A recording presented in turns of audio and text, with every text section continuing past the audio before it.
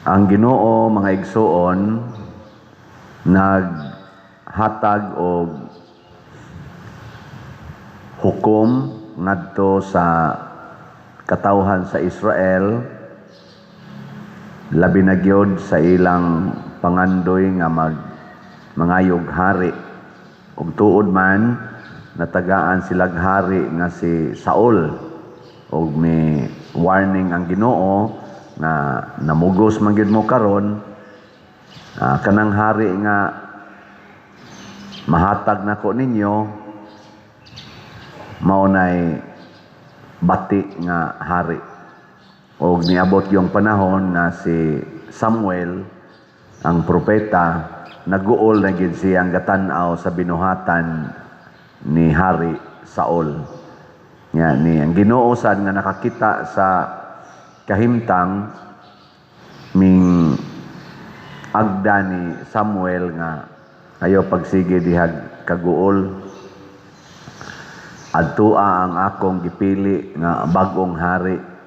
Siya nagpili sa ang Ginoo, o ang iyang gipili mao si David. Si David magbalantay og mga karnero sa iyang 8 ka managsuon sila, siya maoy ikawalo. Mabta na usagid na sa akong ipaglalaban nga kini bitang two child policy or one child policy nga mura bag ang gitan-aw sa kalibutan ang mapuslanon kanira yung una ug ikaduha sayop gyud na kay daghan kaayo ang mga tuanas dapit tumoy kinadaghanan na nga anak nga mao Hinooy pilion sa Ginoo para mahimong dako o mapuslanon kaayo nga tao. Timan si David ikawalo sa iyang mga managsuon. Kamo, kinsa ninyo dinhi ang ganahan pagyud kaayo nga makaanak og mga 8 ka buok kasa nga mo?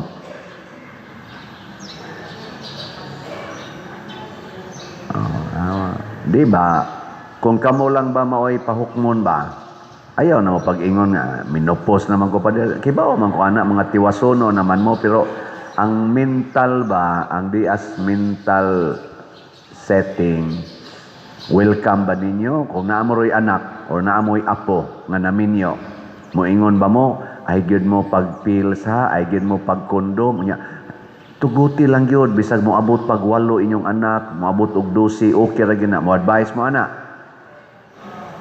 Okay. Hibaw ko, nga bisan kamong mga tiwasonon, mo ingon mo, ayaw mo patuyang, o panganak ay patuyang. Di sayon karon ang pagbuhi og bata. Dili sayon ang pag-edukar sa bata. Unsa man inyong ibuhi, unsa inyong ipakaon, unsa inyong ipa-eskwela, mao man dayon na inyong isulti. Abis na kaming mga pare, usahay, mo man na among isulti. Labaw nag-arikas mga medical people. Igumas, ikatulong anak. Laigit tayo, patuyang lang mo panganak na, perti pa yung lisura, lisod gani mong palit gani, gapas gani, lisod mong palit gani, idiha, o saan tawagan ng ubang mga gamit, diaper, sige mong panganak, yaw-yawan pas mga medical people. Pero tanawa ha, ang ikawalong anak ni Isay nga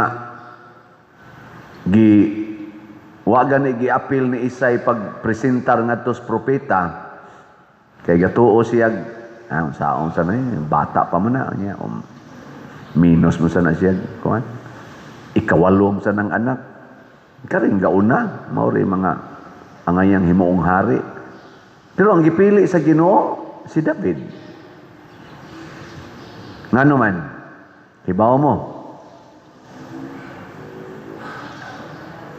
Hibaw mo? Pariha tawa sa ko hibaw.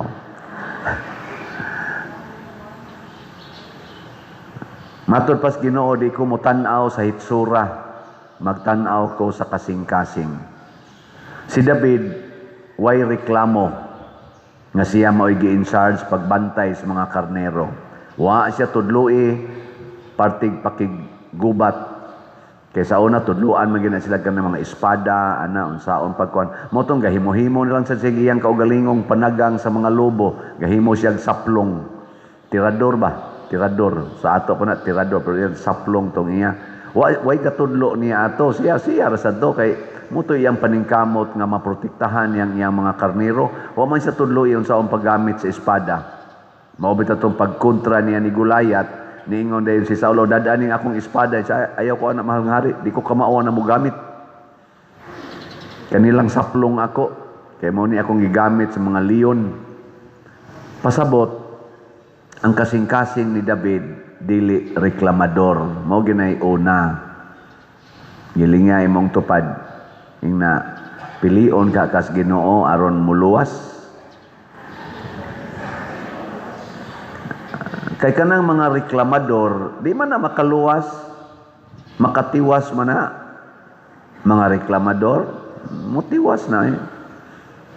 Ang kasing-kasing gitan-awon sa Ginoo. Ug mauna nga ang iya sang gipili nga mga apostoles sa dihang natawo na si Kristo nahimo nagyong tao, ang gipili niyang mga apostoles kadto sa mga dili reklamador sa kinabuhi. Moto ang iyang gigamit, ang iyang gipili ang mga kabos, ang mga tao nga way hapit balay, mga mananagat, way edukasyon, mo'y iyag yung unang gipangpili kay siya sad gapuyo sad siya sa usa ka kabos nga kinabuhi. Kani manggong tao nga magpuyo sa kakabos dili gid na reklamador sa mga kalisdanan. Pero kanang tao nga nagpuyo og palasyo, gamay lang ana nga inconvenience, reklamo dayon na. Okay. Pero kani mga kabos, tagai nagginamos, okay ra. Tagai glitson, samot ka okay. Tagai asin, okay ra pod. Tagai ham, samot ka okay. Tagai nagbatignaong, okay ra sad. Tagai nagwapo o gwapa, samot ka okay. Pero arikas mga kanigyo mga harianon kaayo, tagaig batignaw. Tagaan ko di mo na. Asa? Bugal-bugal? Ana dayon na. Tagaig ginamos nga mo'y sudas pa mao. Lambos ko ni sinaong ni Moron. Pakauaw ka na ako. Kadakko aning akong kwarta. Karon ay Elon Musk. Nakabasa ko Google gahapon ning abot na og $800 billion ang iyang net worth.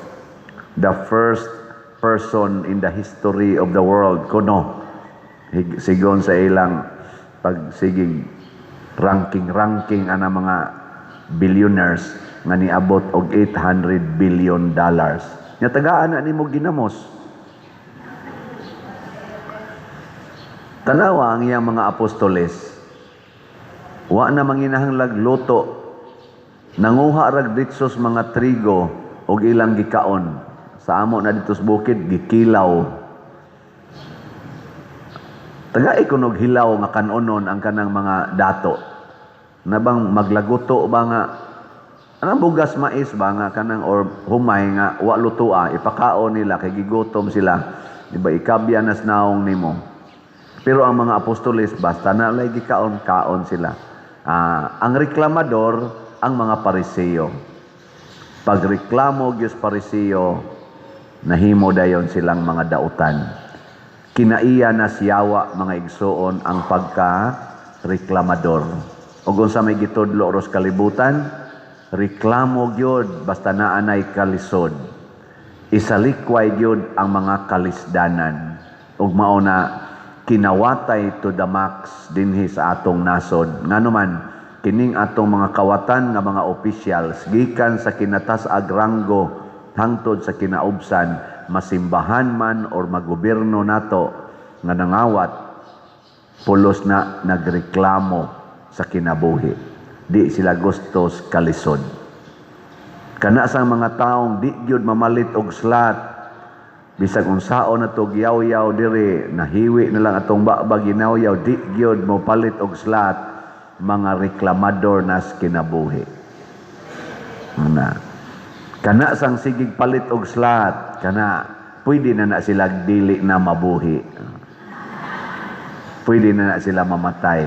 Nga naman, gaandam ng Ginoo didto og dakong lamisa para musao na sila sa kananan kuyog sa Ginoo. Nindota. Ingna lingiyay mong tupad, ingna relax na kang mamatay. Ingna kano. Anya mo ingon gani na, ay simbako.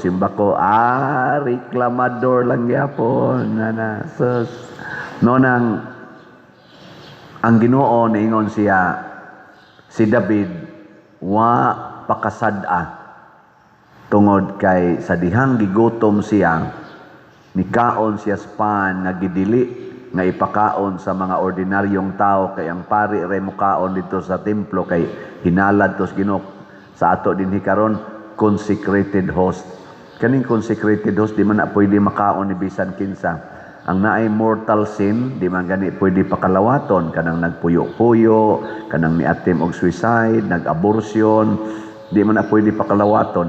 Sa dihang nikaon si David, wa siya pakasad-as Ginoo sa maong buhat, di pakaon pa niya ang iyang mga kauban tungod kay di man sila reklamador, masinugtanon man sila sa sugo sa Ginoo. Nya ang mga apostoles sa dihang nanguha sila mga trigo nga bisag adlaw igpapahulay gidili to siya, wa gyapon sila pakasad-a nganuman kay kuyog na sila sa Ginoo. Pasabot mawa ang atong sala basta masinugtanon tas Ginoo ug magpuyo ta kanunay sa iyang kasuguan. Bisan pag sa matas mga tao sad-an ta sama sa mga kani atong patron si Santiago Apostol, gipakasad-an man ni siya sa mga tao tungod sa iyang mga gibuhat nga sa mata sa mga tao sala, pero tungod kay nagsunod man siya ni Kristo wa siya pakasad-a.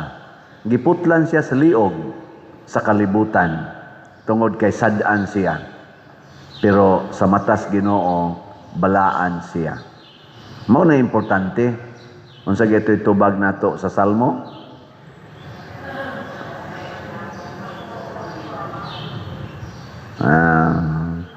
Hikaplagan ko si David, akong sulugoon. Kanay importante nga maliwat ta ni Hari David. Si Kristo gitawag sa dog anak ni David. Nga naman, sulugoon manggod kanunay. Magpasugo ba? Ako, gisugo man ko nga ako'y parish priest dinhi. Nya naman tayo daghang projectonon.